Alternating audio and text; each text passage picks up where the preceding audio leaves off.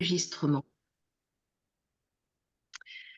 Voilà qui marque le début de ce webinaire. Bonjour à toutes et bonjour à tous. Bienvenue à ce webinaire sur le leadership au féminin, oser être soi. Comment s'assurer que chaque femme apporte dans l'entreprise son plein potentiel? Comment s'assurer que chaque femme obtienne la place qu'elle mérite et contribue ainsi à la performance de la société dans laquelle elle travaille?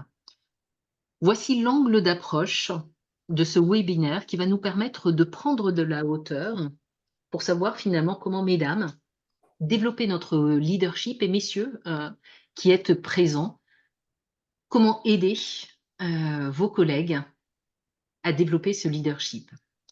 Je suis Valérie Pouget, consultante senior chez KPM et j'y travaille depuis maintenant 10 ans avec grand plaisir. Alors KPM, nous accompagnons les entreprises qui, comme nous, ont la croyance que la qualité du comportement est un avantage concurrentiel. C'est finalement mettre les comportements au service de la stratégie de l'entreprise. Notre raison d'être, c'est de faire du comportement un choix. Alors, justement, abordons le sujet du leadership au féminin sous cet angle-là. Mesdames, je vous propose de choisir notre comportement. Lorsque nous parlons de leadership, nous ne parlons pas de position hiérarchique, mais nous parlons bien de posture. Pourquoi développer finalement ce choix que nous avons lors de notre comportement? Eh bien, tout simplement pour développer notre plein potentiel, pour contribuer à la juste mesure aux performances de l'entreprise dans lesquelles nous sommes. C'est aussi être bien dans ses baskets et c'est aussi réussir à influencer le monde dans lequel nous travaillons. Qui dit réussir à l'influencer, c'est faire ce que nous aimons faire, et ça tombe bien, puisque ce que nous aimons faire, c'est généralement ce qui contribue à une performance plus importante. Donc, développer notre leadership afin d'avoir le pouvoir de choisir ce que nous souhaitons faire. Alors, toutes les femmes autour de cette table, et d'ailleurs autour de nous non plus, n'ont pas cette volonté à devenir dirigeantes ou à obtenir des postes à haute responsabilité. Maintenant, l'objectif pourrait être de se dire que celles qui autour de nous ont cette sensibilité-là, ont cette envie, ont cette audace, ont cette ambition, c'est qu'elles aient tout simplement le choix et que nous les aidions à y parvenir. Avoir des postes, avoir des femmes à des postes de pouvoir, ben, c'est finalement ce qui va contribuer à faire progresser le débat. C'est ce qui va créer une dynamique qui va garantir un traitement tout simplement plus équitable à l'ensemble des femmes. Alors, nous parlons de leadership et particulièrement de leadership au féminin ce matin. Je vous propose de nous mettre d'accord sur ce que veut dire cette définition. Lorsque nous parlons de leadership au féminin, ça va être notre capacité, nous mesdames, à faire bouger les choses, à influencer, à créer de l'énergie pour que les personnes qui sont à côté de nous, qui sont dans nos équipes, nos supérieurs, finalement, bougent dans la direction que nous souhaitons. C'est finalement notre capacité à influencer, à créer du mouvement et donc à faire bouger les choses. Alors bien évidemment, nous sommes ravis d'accueillir un certain nombre de messieurs aujourd'hui.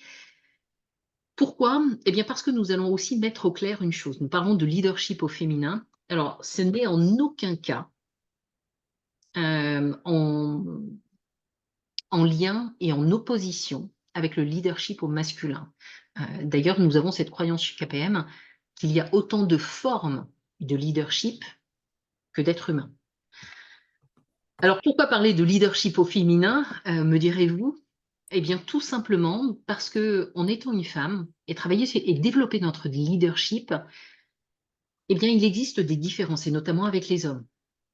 Il existe des spécificités qui sont liées aux femmes.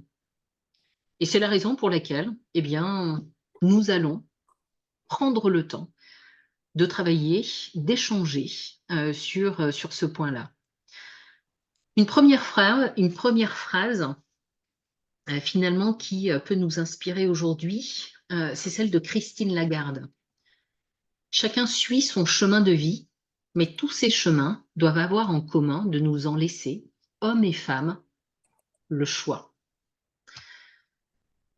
Faire du comportement un choix, chez KPM, c'est notre raison d'être, d'où l'intérêt finalement d'aborder cette thématique du leadership au féminin sous cette notion de choisir le comportement que nous souhaitons avoir pour développer le leadership qui nous est propre. Alors pour développer ces thématiques, je vous propose 4 points, 4 questions auxquelles nous allons répondre. Quels sont ces différents points? Le premier, c'est pourquoi réfléchir à prendre sa juste place en entreprise. Le deuxième sera de comprendre quels peuvent être les freins qui nous empêchent de prendre cette juste place. Le troisième, messieurs, c'est quel rôle les hommes ont à jouer dans ce changement sociétal en cours.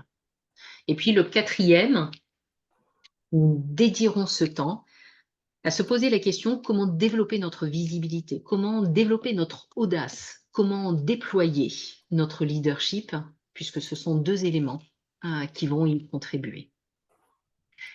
À l'issue de cette heure que nous allons passer ensemble, nous aurons le temps, en tout cas je l'espère, d'échanger. Donc n'hésitez pas à noter vos questions dans les commentaires, dans les conversations. À l'issue finalement de ces 4 points, nous prendrons le temps d'échanger sur ces sujets. Eh bien, c'est parti. Maintenant que nous avons donné le cadre, posons-nous la question et pour commencer, je voudrais répondre à quelques questions qui m'ont été posées. C'est finalement pourquoi travailler sur cette thématique. Valérie, pourquoi as-tu décidé finalement d'investir ton temps à aider des femmes managers, et surtout à parler de cette thématique? Depuis 10 ans que je travaille chez KPM, il a été intéressant de voir que nous avons été sollicités par quelques entreprises qui ont eu le souhait de développer les aptitudes, les compétences finalement, et les postures de leurs collaboratrices femmes, ô combien compétentes. Le premier point qu'évoquaient finalement ces entreprises, c'est la compétence de ces femmes au sein de leur entreprise. Et c'était finalement de faire le constat qu'elles n'avaient pas la place qu'elles méritaient. Et maintenant, le premier parcours date de peut-être 8 ans. Nous accompagnons, en tout cas j'ai eu le plaisir d'accompagner un certain nombre de femmes dans le fait de trouver la posture qui ferait qu'elles soient là où elles doivent être et surtout qu'elles prennent du plaisir dans ce qu'elles font et bien sûr qu'elles contribuent à la performance de l'entreprise. Tous ces points ont fait qu'au fil des années, nous avons en tout cas développé chez KPM cette appétence à accompagner aussi bien les femmes que les entreprises sur ce sujet-là. Alors abordons le premier point de ce webinaire qui est finalement pourquoi prendre sa juste place. L'aptitude des femmes à exercer un rôle de leader, une autorité dans le monde du travail ne laisse aucun doute. Nous avons autour de nous, et ce webinaire le prouve, qu'il y a un certain nombre de places dédiées aux femmes que nous avons su prendre. Maintenant, l'idée de travailler sur le leadership au féminin est corrélée avec cette notion de performance. Comment? Eh bien, tout simplement par une étude que vous connaissez peut-être, qui a été faite par McKinsey, et qui met en évidence que les sociétés qui se développent le plus, qui ont un niveau de performance le plus important, sont celles qui ont un niveau de diversité le plus important. En tout cas, le facteur diversité et performance a été mis en évidence par cette étude. Alors bien évidemment, un des premiers critères a été la diversité homme-femme. Et ce qui est intéressant, c'est que les performances de ces entreprises sont de 20 points plus importantes que certaines qui n'ont pas cette diversité homme-femme.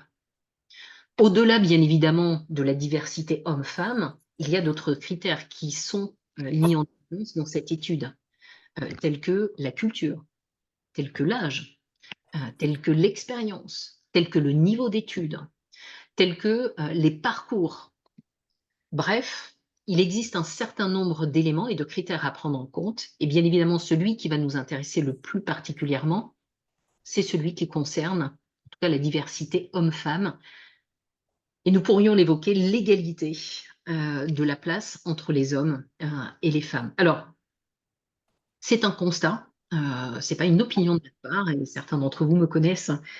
J'ai cette capacité, à donner pour autant, mon opinion, vous verrez, au travers de ce webinaire. Et pour commencer, ce qui nous a incité, finalement à prendre ce premier point, qui est, pourquoi mettre, la femme à sa juste place dans l'entreprise, c'est qu'il y a un écart. Et là, les chiffres, vous les connaissez. Vous avez été abreuvés, de ces chiffres, notamment lors du 8 mars, journée de la femme, qui a montré encore ce décalage qui existe. Alors, ce qui est quand même intéressant, c'est de prendre en compte l'évolution et de voir qu'il y a un vrai mouvement sociétal en cours qui montre que cet écart finalement se réduit et pour autant il existe. Alors, je vais vous partager quelques chiffres que vous connaissez bien évidemment, en tout cas dans la globalité, c'est que cet écart débute dès le premier poste en entreprise, pour les jeunes femmes et à partir en tout cas pour notre premier poste et au-dessous, de 30 ans, il existe encore un écart de 18 avec les hommes de moins de 30 ans. Cet écart augmente, pour la proportion des femmes de 40 à 50 ans avec un décalage de 24 sur le salaire, que nous obtenons. Les femmes cadres gagnent encore 23 de moins que les hommes. Les dirigeantes, et je vois qu'il y en a quelques-unes autour de cette table, gagnent jusqu'à 32 de moins que leurs homologues, masculins. Ces inégalités que nous voyons dans le salaire, bien que là encore une fois, et notamment dans les grands groupes, ces écarts, se réduisent, existent encore. Ces inégalités, nous les percevons aussi dans le quotidien, avec un point important, lié aux tâches, dites domestiques, qui concernent jusqu'à 73 des femmes, en comparaison avec, 38 des hommes. Là aussi, ça augmente et il existe encore un écart.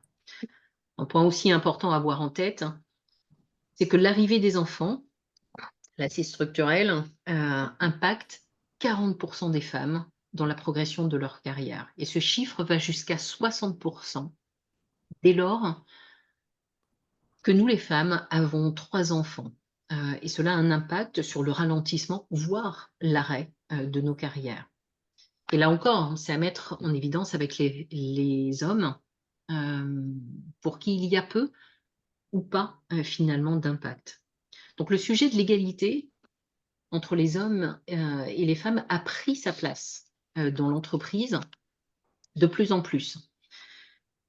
Alors ce qui était intéressant, c'est de voir, cette étude sur ce décalage et au niveau mondial, retenez, qu'il nous faudrait 135 années pour vaincre les écarts entre les hommes et les femmes. Alors, je vais vous rassurer tout de suite, puisque qu'est-ce qu'il y a derrière, cette étude globale? Un certain nombre d'éléments ont été pris en compte, tels que les responsabilités politiques, la participation et les opportunités économiques, le niveau de scolarisation, la santé et la survie. Alors, heureusement pour nous, puisque nous sommes en France et en Europe, les 3 derniers critères, niveau de scolarisation, santé, survie, ne sont plus un sujet aujourd'hui. Ce qui va nous intéresser, c'est bien évidemment les 2 premiers critères. Et c'est là où finalement, si en France, particulièrement, les 3 critères que nous évoquions, tels que le niveau de scolarisation, est finalement à égalité, hein. D'ailleurs, c'est un des points, aussi à retenir et même en faveur, des femmes puisque à la sortie de l'université, pour l'enseignement supérieur, le niveau de diplôme des étudiantes, est supérieur à celui des étudiants. 45 contre 39% pour les étudiants. Donc ce niveau de scolarité n'est plus un sujet comme la survie, comme la santé. Maintenant, ce qui va nous préoccuper, c'est notre posture au niveau politique et donc notre capacité à influencer les décisions qui sont prises euh, pour la majorité finalement d'entre nous. Et puis bien évidemment aussi la participation économique, puisque cet écart est encore de 30% pour ces deux sujets-là lorsque nous parlons de la France. Donc, si jamais nous avions encore un doute sur le traitement inégal des hommes et des femmes, je vous invite à vous délecter de cette vidéo de quelques minutes où une journaliste a interviewé 8 grands patrons. Et là, peut-être, pour faire un tour de table, est-ce que certains d'entre vous ont entendu parler de cette vidéo qui s'intitule « Et si nous posions les mêmes questions aux hommes ?» C'est finalement pour mettre en évidence, n'hésitez pas à réagir si vous connaissez cette vidéo. 8 grands patrons ont répondu à des questions habituellement posées à des femmes dirigeantes. Cécile, je vois que vous connaissez, Catherine aussi, cette vidéo. Je vous invite tout simplement, pour avoir le sourire, à la revisionner après ce webinaire, parce qu'elle est instructive et vous verrez qu'elle met en évidence un certain nombre de points que nous allons aborder aujourd'hui. Donc, 8 patrons sont interrogés et répondent à des questions qui sont notamment posées à des femmes dirigeantes ou entrepreneuses. Ils sont interrogés sur l'équilibre de leur vie privée, vie personnelle, ou encore leur difficulté à reprendre le travail après leur congé paternité. Et bien sûr, cerise sur le gâteau, leur morning routine. Si vous voulez savoir ce que veut dire par les Chinois un grand patron, je vous invite donc à regarder cette vidéo. Elle est intéressante parce que finalement, ces vidéos pointent du doigt encore les inégalités de traitement, et notamment dans les médias, que subissent les femmes en situation de pouvoir économique.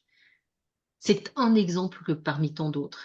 Et ce premier point était non pas pour donner une opinion, mais bien pour mettre en évidence le fait que même si certains d'entre nous, et ça a été un point qui a été souvent soulevé dans les interviews que nous avons menées au sein de KPM auprès de dirigeantes et dirigeants, c'est que non, que ce soit homme ou femme, nous ne faisons pas la différence entre des hommes et les femmes à niveau de compétences égales. L'idée intellectuelle est là. Et là, ce n'est même pas une question que nous remettons en doute. Maintenant, il y a la réalité et ces inégalités existent entre les hommes et les femmes. Donc c'est partir de ce constat-là, elles existent, elles se réduisent, et la question c'est comment arriver finalement à les réduire au maximum. Développer le leadership des femmes, c'est donc créer de la valeur pour les entreprises. Le constat est maintenant posé. Comment finalement amener les femmes à prendre leur juste place? Et la deuxième question que nous nous sommes posée, c'est finalement quels sont les freins?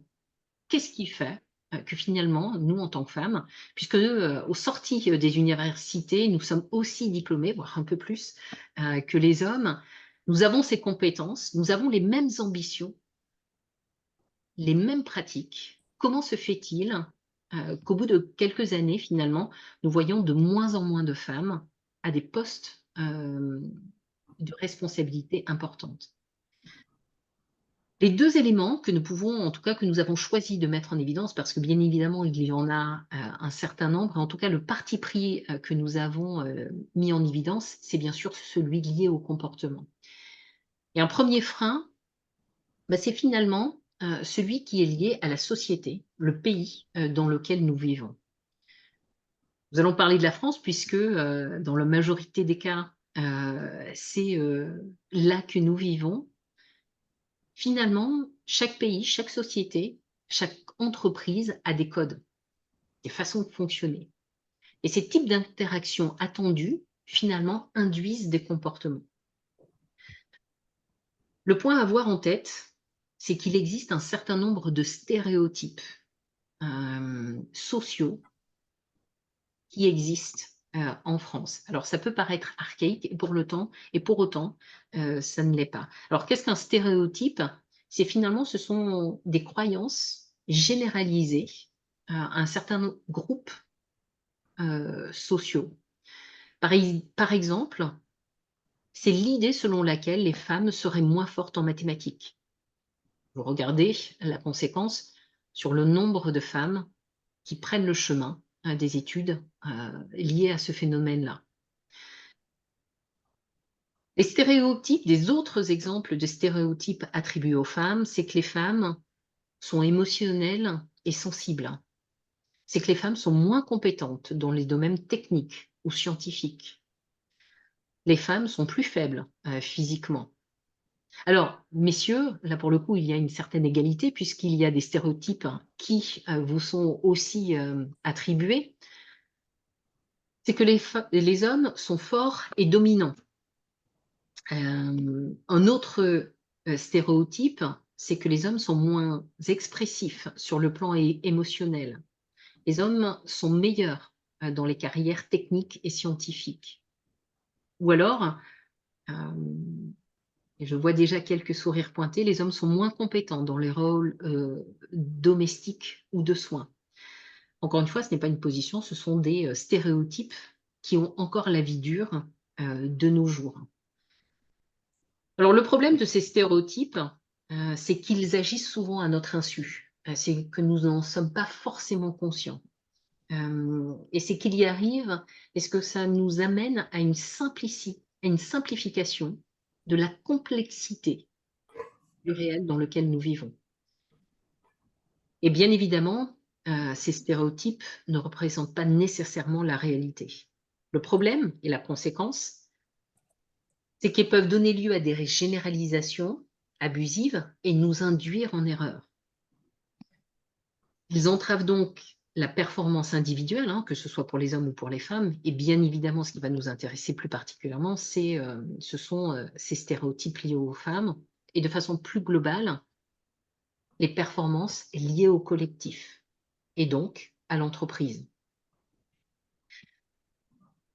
Pour montrer la mise en pratique de ces stéréotypes, vous avez peut-être entendu parler de cette étude liée aux stéréotypes liés aux investisseurs. Et c'est une étude qui a mis en évidence que ces stéréotypes amenaient finalement à induire en erreur un certain nombre d'investisseurs. Pourquoi? Eh bien, cette étude a été menée lors d'une compétition entre différentes startups où certains investisseurs devaient parier et donc allouer un certain montant à ces startups.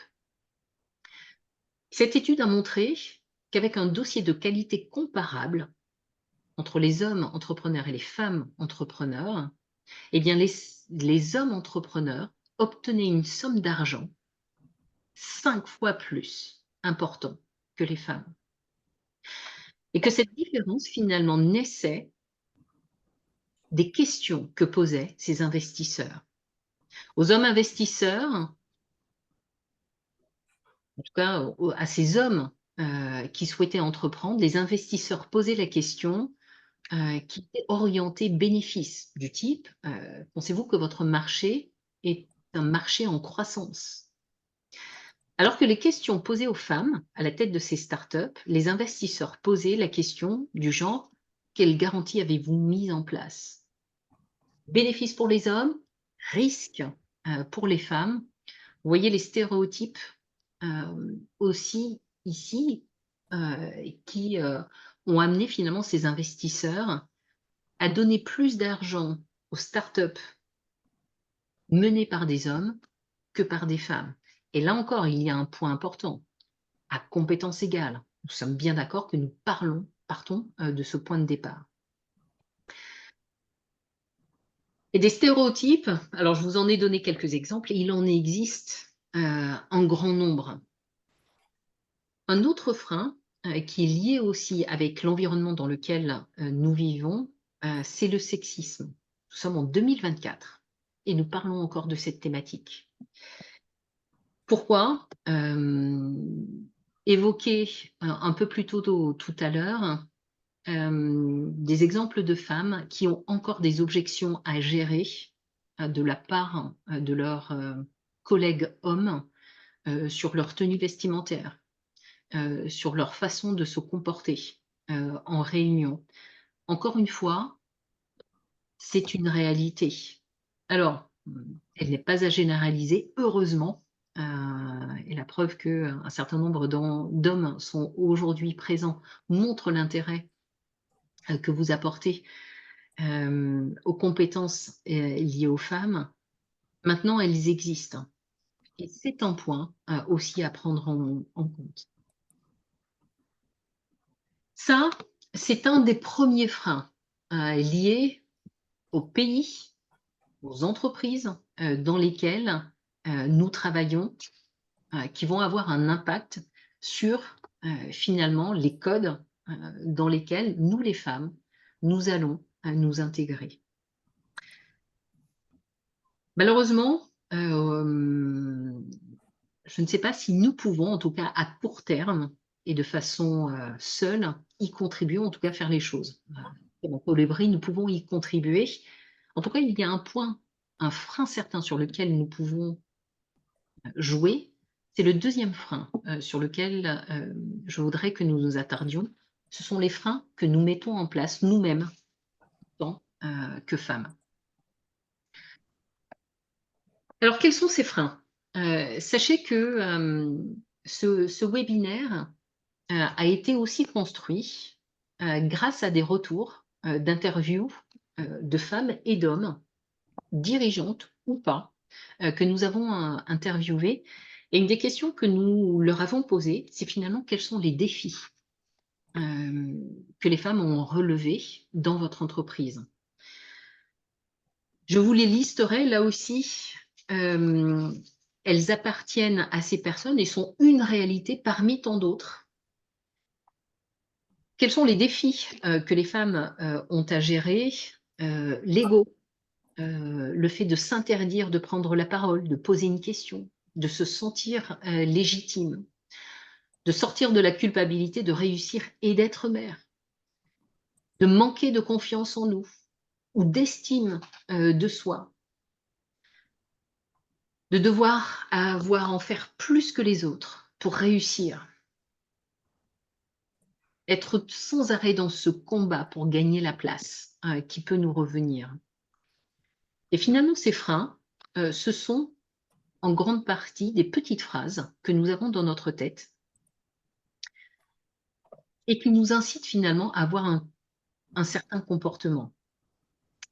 Comment est-ce que cela fonctionne? Pourquoi est-ce que ces phrases finalement sont des freins? Un point à retenir, et pour avoir travaillé avec un certain nombre d'entre vous, cela va résonner certainement, c'est que une des questions que nous nous posons, c'est qu'est-ce qui dicte notre comportement en tant, si nous souhaitons travailler sur notre leadership, c'est-à-dire la posture que nous avons, c'est-à-dire le comportement que nous avons, c'est qu'est-ce qui dicte ce comportement? Ce qui dicte ce comportement, c'est l'image que je me fais d'une situation qui va avoir une influence sur le comportement que j'ai. Et cette image, elle se construit à partir d'un certain nombre d'éléments qui m'appartiennent et qui font partie de mon filtre et que sont l'expérience, mes croyances, mes valeurs. Et tout cela, dans ce filtre, il y a ces petites voix, ces croyances qui à un certain moment vont être positives et nous amener à avoir un certain comportement. Et dans un deuxième temps, il va y avoir aussi des croyances limitantes. Croyances limitantes que, par exemple, je suis une femme, je suis la seule dans ce comité de direction et le poids de ma voix a moins d'impact que les autres. Voilà des croyances qui peuvent exister et que j'ai entendues. Ces petites voix, c'est cette crainte de ne pas être à la hauteur, cette crainte de manager d'anciens collègues, Bonjour, Sandrine Mayduroc souhaitait faire une réservation pour un dîner pour la semaine prochaine. Avec plaisir, Sandrine. Ah, je ne savais pas, c'est pour ça que vous n'étiez pas. Alors, voilà, la bonne nouvelle, c'est que Sandrine nous invite la semaine prochaine. Je vous invite à vous connecter à Sandrine, qui a eu la gentillesse aujourd'hui de nous inviter. Donc, n'hésitez pas, hein, Sandrine, à nous mettre l'heure et l'adresse. Comptez sur nous, en tout cas, pour célébrer ce sujet-là. Le premier point, en tout cas, à avoir en tête, c'est je vous inviterai à couper le son, hein, pour éviter ces déconvenus. En tout cas, ces petites voix qui naissent sont notre propriété. Elles font partie de notre histoire et mesdames, je vous invite à en faire le bilan. Prenez tout simplement le temps de regarder quelles sont ces croyances positives qui vont avoir un impact positif sur votre comportement. Si j'ai la croyance, ce qui est mon cas, que tout le monde peut se développer, alors je vais agir en tant que tel. Alors je vais aider la personne à se développer, même si pour l'instant, elle n'y est pas encore. Ces croyances, elles nous appartiennent. Faites 2 listes, tout simplement. Regardez quelles sont ces croyances qui vont vous aider et quelles sont les croyances qui sont limitantes. Qui vous l'a dit? Et nous regarderons finalement comment dépasser ces croyances dans le point 4. Encore une fois, le point de départ, c'est de prendre conscience de ces croyances positives et limitantes qui ont un impact sur notre comportement. Faisons le ménage de ce qui va nous aider finalement à développer notre leadership et mettons de côté finalement ce qui nous empêche. Parce que ce deuxième frein, mesdames, c'est bien nous-mêmes qui nous mettons des barrières à avancer. L'expérience me montre, depuis 10 ans que je travaille chez KPM, c'est que c'est moins une question de compétences que de croyances qui nous habitent. Faisons le ménage. Créons nos conditions de succès.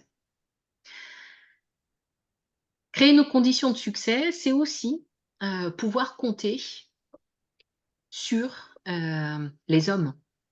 Et messieurs, voici la 3e partie de ce webinaire qui était de se poser la question finalement, comment jouer un rôle dans le développement du leadership des femmes, vous en tant qu'homme. Là aussi, ces points qui vont être évoqués ont été partagés par des dirigeants et dirigeantes, des collaboratrices depuis un certain nombre d'années. Et un des premiers points, c'est messieurs, regardez de qui êtes-vous le mentor aujourd'hui. Assurez-vous de faire profiter vos conseils à des femmes brillantes. Donnez-leur des conseils pertinents. Ouvrez votre réseau. Soyez contributeurs de leur visibilité. Pratiquez une écoute active. Pourquoi? Tout simplement pour être consciente du niveau de compétence. Et encore une fois, il n'est pas question de privilégier les femmes. Il est tout simplement de reconnaître la compétence de ces femmes. Un point est que nous avons du mal à rendre visible nos compétences. Alors, messieurs, allez chercher et allez vous-même évaluer ces compétences pour les mettre au bon niveau dans l'entreprise. Soyez aussi sensibles à la diversité. Ça, c'était le point de départ de notre retour. C'est finalement, dans mon équipe, est-ce que la diversité existe? Et ce qui est intéressant, c'est que cette diversité, en tout cas, elle peut être impactée dès le recrutement de nos équipes. Et une étude a montré que cette inégalité pouvait naître, ne serait-ce que dans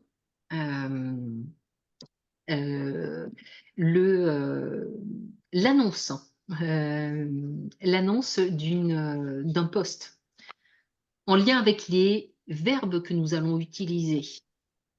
Diriger, en tout cas l'étude avait montré que quand une annonce avait des termes tels que diriger, il mettait plus en évidence l'acquisition de CV liés aux hommes. Dès lors que ces mots étaient changés entre diriger et construire, le niveau de CV féminin augmentait. Donc c'est aussi une perception à avoir. Si vous souhaitez avoir un plus grand nombre de femmes qui postulent, et identifier les annonces que vous mettez en place. Là encore, comme l'étude le montrait tout à l'heure, regardez les types de questions que vous posez aux postulants masculins et féminins. L'égalité est-elle présente? Autre façon pour vous de réagir et d'aider au leadership des femmes, messieurs, c'est faites la promotion de l'équilibre vie perso, vie professionnelle. Comment? Bah, tout simplement en étant exemplaire, vous-même. Et en travaillant vous-même sur cet équilibre. Alors, il y a une raison, hein, toute simple et cette étude, vous la connaissez peut-être, hein, c'est que les personnes qui sont bien, dans leur travail, qui sont heureuses, sont 31 plus productives, que ce soit homme ou femme. Il y a là donc un double intérêt. Plus les femmes vont être bien, moins liées à devoir gérer un certain nombre de choses et notamment cet équilibre vie perso, vie professionnelle. Dès lors qu'elles ont fait le choix, eh bien vous allez, messieurs, y contribuer. Nous avons parlé des stéréotypes, il y a aussi à prendre en compte des biais cognitifs et vous les avez peut-être en tête. Un biais, c'est quoi? Eh bien, c'est un raccourci qui va se créer dans notre cerveau pour mieux collecter, classer, analyser les informations. Le problème de cette synthèse, heu, c'est qu'elle peut nous amener à perdre en objectivité. Alors elle a un point, positif, c'est de nous amener à comprendre la situation peut-être plus rapidement et bien évidemment, il peut, nous induire en erreur, ce biais. Messieurs, soyez, attentifs, par exemple, au biais de similarité, c'est-à-dire cette tendance à se sentir plus à l'aise et à accorder plus de crédibilité aux personnes qui nous ressemblent. C'est-à-dire qui peut amener des hommes à favoriser d'autres hommes. On dirait que ça marche aussi pour les femmes. Biais de disponibilité, hein, cette croyance qu'un homme sera plus disponible qu'une femme.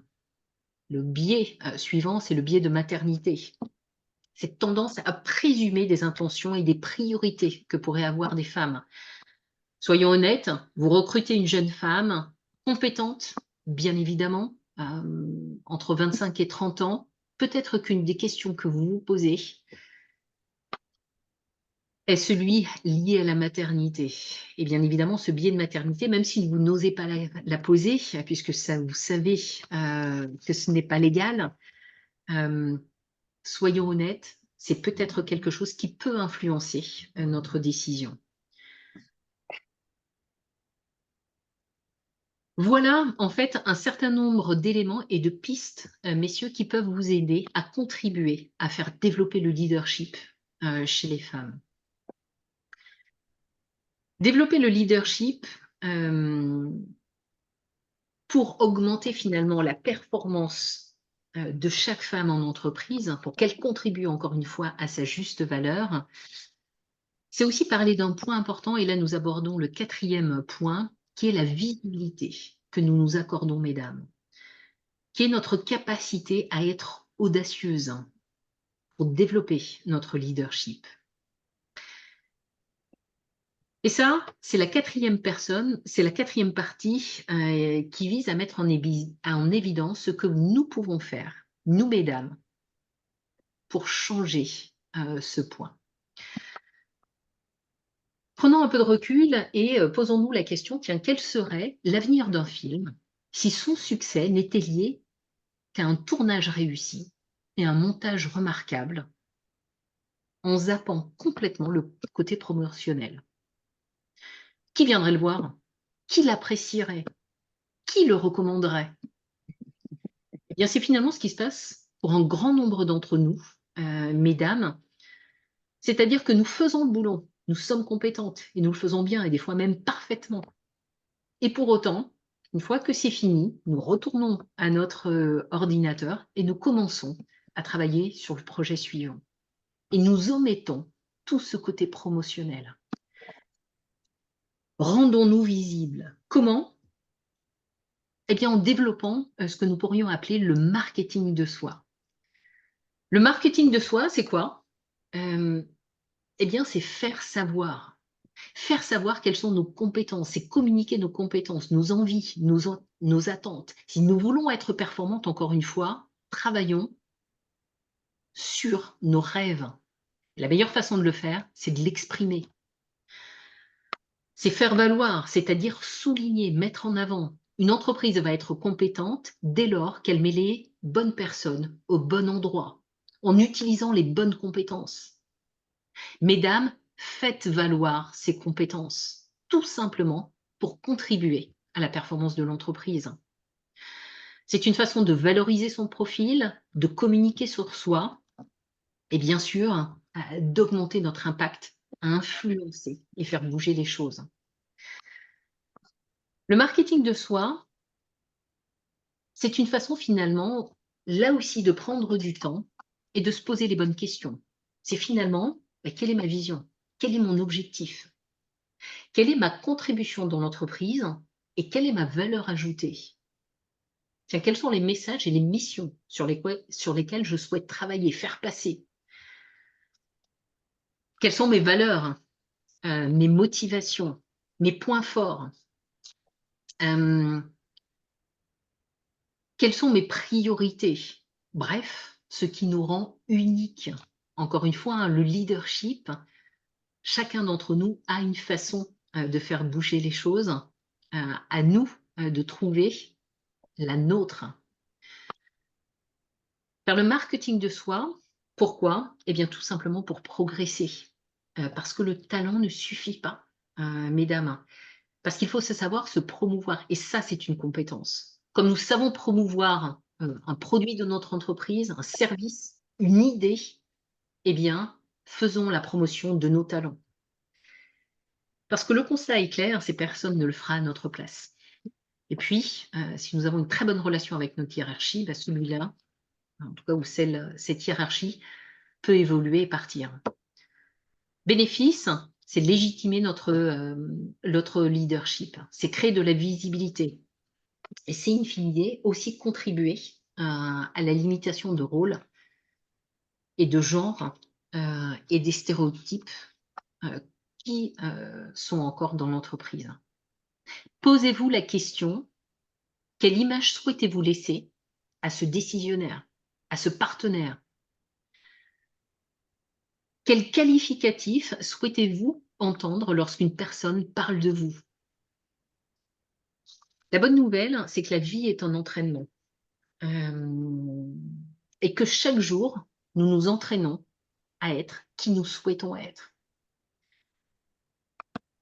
Si le matin, quand j'arrive en entreprise, je me plains sur telle ou telle chose, eh bien, je m'entraîne à être ce type de personne. Si le matin, j'arrive en entreprise en regardant quelles sont les opportunités, et chaque matin, si je m'entraîne, alors je m'entraîne à être ce type de personne. Quel type de personne, quel type de leader, mesdames, souhaitez-vous développer?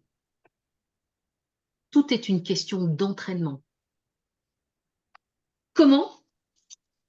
Plusieurs moyens pour y arriver et faites-le savoir, communiquez-le de façon directe ou indirecte. Lorsque nous parlons de communication directe, de quoi parlons-nous? Quelques exemples simples, intervenir en réunion et exposer nos résultats, défendre un projet, une idée, lever la main à la fin d'une conférence et poser la question qui vous brûle les lèvres, participer à animer des événements corporate, participer aussi à des réseaux internes, externes. Une façon de communiquer aussi de façon indirecte, c'est aussi d'utiliser le lobbying. Certains d'entre nous sont excellents à cela. Entraînez-vous à influencer. Qui est votre mentor? Et je serais curieuse de regarder parmi nous qui a un mentor. En tout cas, n'hésitez pas là aussi à mettre un pouce si vous avez identifié dans votre cercle d'influence un mentor qui vous aide. Utilisez le journal interne et les outils corporate de communication. Et puis réseauter, mesdames, réseauter, et notamment entre femmes. Ce qui va nous amener à développer notre leadership, c'est aussi notre capacité à voir des modèles. Et ce qui manque, et ça a été un point important, relevé dans un grand nombre d'entretiens, faits avec des dirigeants et des dirigeantes, c'est le manque de rôle modèle féminin. Je voulais vous partager une image. Alors, j'avais préparé, bien évidemment, une slide et partie dans... Qui connaît cette femme? Est-ce que certains d'entre vous connaissent cette femme? Je vais vous demander de... Non? Et Oui. du coup, ouais, C'est Paris. le gars il a raconté, donc il joue Yasmine Paris. Exactement, bien joué. Bien joué. Cette femme extraordinaire, c'est l'Écossaise Jasmine Paris. Alors, qui est-elle? C'est cette femme qui a réussi cet ultra trail de 160 km, un truc monstrueux, qu'elle a réussi à accomplir en 60 heures. Alors, on pourrait se dire, chapeau. Maintenant, pourquoi est-elle extraordinaire et héroïque? Parce que si cette course existe aux États-Unis depuis 1986, seules 20 personnes ont réussi à la finir dans les temps. Et sur ces 20 personnes depuis 1986, eh bien, Jasmine est la première femme. Et lorsque elle a été interviewée, ses premiers mots ont été de dire, voilà, je l'ai fait pour moi. Et je l'ai fait après 3 années d'essai. Et chaque année, elle arrivait plus loin dans la course. Et pourquoi je l'ai pris aujourd'hui en exemple? C'est parce que voilà un très bel exemple de sororité. La deuxième phrase qu'elle a évoquée, c'est voilà, je suis contente de l'avoir fait pour toutes les femmes qui souhaitent relever des défis. Et autour de cette table, je sais que nous sommes plusieurs à avoir des défis en tête. Donc, osons, développons cette capacité à prendre des risques. Développer notre audace, c'est bien évidemment prendre des risques.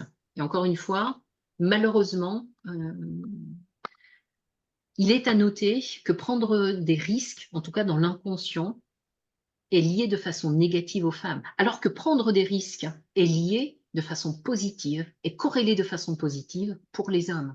C'est-à-dire que voilà un obstacle supplémentaire pour nous dans notre façon de prendre des risques et d'oser, qui peut expliquer pourquoi nous ne prenons pas les risques que nous pourrions prendre. Comment nous aider à cela? Il y a 2 points que je voudrais vous partager. Et vous partager des femmes qui m'inspirent. La première, c'est Sarah Blakely, une entrepreneuse américaine qui a commencé de rien et qui a certainement réussi, et maintenant est multimilliardaire. Hein, je vous inviterai à être curieux et curieuse, à aller voir quel est son business. Elle a certainement réussi parce que lorsqu'elle était petite et qu'elle rentrait de l'école, son père l'attendait impatiemment et avec un grand sourire lui posait la question: alors ma fille, qu'est-ce que tu as raté aujourd'hui? Alors c'est une question qui peut paraître étonnante et pour autant, elle évoque que c'est cette phrase qui lui a permis de réussir. Pourquoi? Eh bien pour 2 raisons. Parce que ça a suscité chez elle cette capacité à être curieuse, à tester, puisque son père valorisait la prise de risque et l'initiative. Et puis aussi, ça a tout simplement banalisé l'échec. Oui, aujourd'hui, elle a réussi. Et c'est pas 1, c'est pas 10, c'est pas 1000, c'est 10 000 échecs qu'elle a subis. Et ce que nous oublions peut-être, mesdames, c'est qu'une personne qui réussit, c'est d'abord une personne qui a échoué. et un millier de fois, très certainement. Donc, banalisons cette notion de l'échec. Et puis, là aussi, c'est statistique. Tout échec nous rapproche plus rapidement d'une réussite. La deuxième phrase que m'a inspirée une femme, c'est « Et que feriez-vous si vous n'aviez pas peur ?» C'est Sheryl Sandberg. Si vous avez travaillé sur le leadership au féminin, vous saurez que je vais vous conseiller ce livre, En avant toutes, de Sheryl Sandberg. C'était la numéro 2 de Facebook, qui est une façon finalement de se dire, voilà, encore une fois, ces croyances, elles nous appartiennent et à nous de les changer. Voilà comment nous assurer de oser tout en ayant en tête quels sont nos objectifs.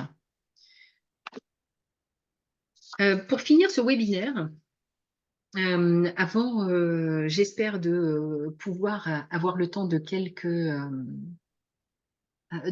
questions ou quelques remarques ou quelques partages.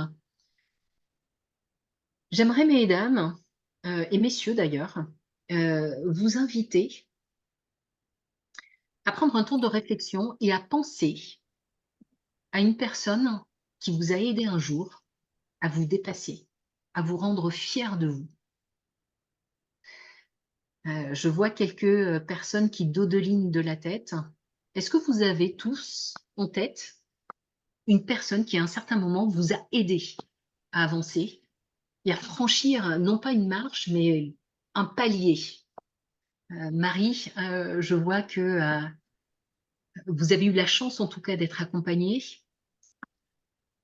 Dès lors que vous avez cette personne en tête, et je ne vais pas vous demander de partager son nom, je vais simplement vous inviter à noter dans le commentaire que ressentez-vous pour cette personne. Et je vous invite à utiliser ici les commentaires et à partager que ressentez-vous pour ces personnes. Donc c'est là où j'ai besoin de vous. En plus de votre écoute active, que ressentez-vous pour ces personnes?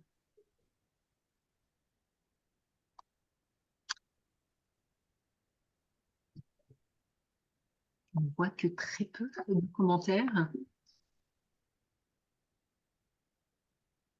La dernière fois que j'ai posé ces questions, en tout cas, et si je pouvais répondre à cette personne, parce que j'ai une et même plusieurs personnes en tête, c'est le mot reconnaissance.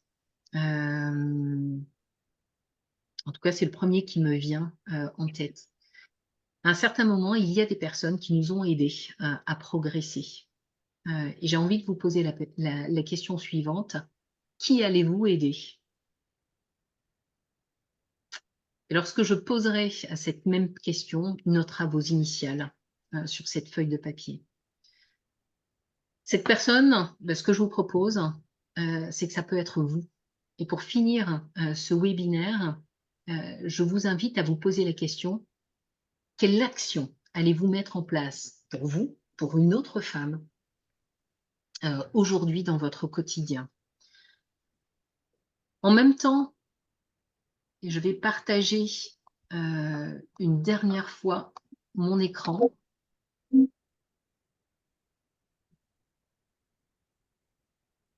Alors, vous l'aurez vu. Comment? Non, pas du tout.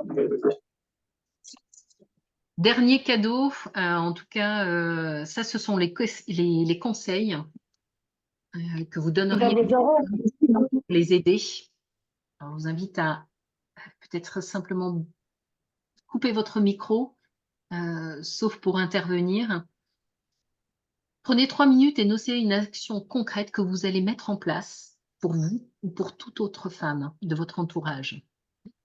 Une action simple, en tout cas, je vous invite à vous connecter à LinkedIn et à vous inviter. Voilà qui pourrait être la première des actions que vous pourriez faire pour augmenter votre visibilité, votre leadership et augmenter notre connexion par là même. Sachez que j'ai été ravie de faire ce webinaire Alors, en fait, aujourd'hui. on est beaucoup à télétravail. Et genre là, en fait, ça serait vraiment dans toute une pièce dans lesquelles. Alors,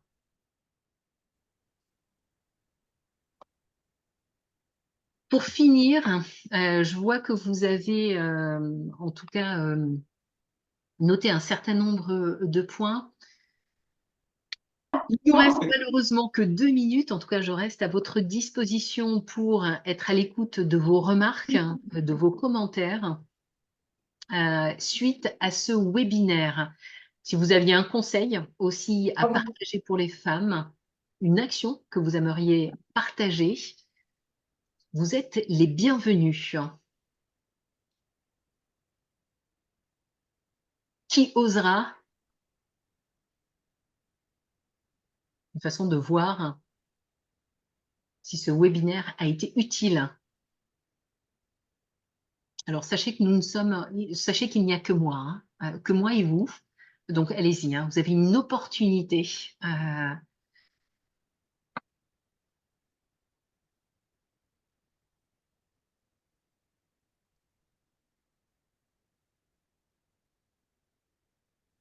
Ouais, j'imagine que seule la technique vous empêche de partager.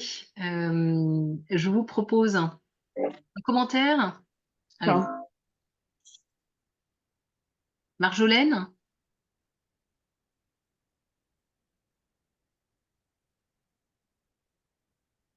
Je ne sais pas, Valérie, si tu as accès aux commentaires qui sont mis dans le chat. Simplement, je te partage du coup les retours, donc évidemment très positifs. Et à la question que tu as posée tout à l'heure, il y a eu beaucoup de réactions pour savoir ce que les personnes ont ressenti par l'accompagnement d'un mentor au cours de leur carrière. Et le mot qui revient beaucoup, beaucoup, c'est la reconnaissance, le respect, la gratitude, l'admiration. Voilà, il y a eu beaucoup, beaucoup de réactions sur cette question-là qui a manifestement marqué les personnes qui ont bénéficié d'un accompagnement par une femme qui les a aidés. Donc voilà, pour te faire ce retour. Et il avait également demandé d'avoir le lien pour l'interview dont tu parlais, le travail de la journaliste qui a interviewé des hommes. Il y a eu beaucoup de réactions et une participante, Marie, a eu la gentillesse de partager le lien. Donc voilà, l'ensemble des participantes a pu avoir accès à ce retour. Excellent. En tout cas, un grand merci à vous, Marie, pour ce partage. Merci, Bénédicte, pour ces retours. Il ne me reste plus qu'à vous souhaiter une très, très bonne journée. Travailler sur son leadership, encore une fois, la bonne nouvelle, c'est que cela se travaille. Si vous avez besoin d'aide, vous savez où nous trouver. Il ne me reste plus qu'à vous souhaiter, en tout cas, de réussir là où vous le souhaitez et de vous dire à très bientôt. Très bonne journée à toutes et à tous. Nous sommes ravis. Au revoir Bérangère. À très bientôt. Au revoir Catherine. Très bonne journée à toutes et à tous. Et nous vous disons à très bientôt. Et je vous attends sur LinkedIn. À bientôt. Au revoir Nathalie. Au revoir Elodie.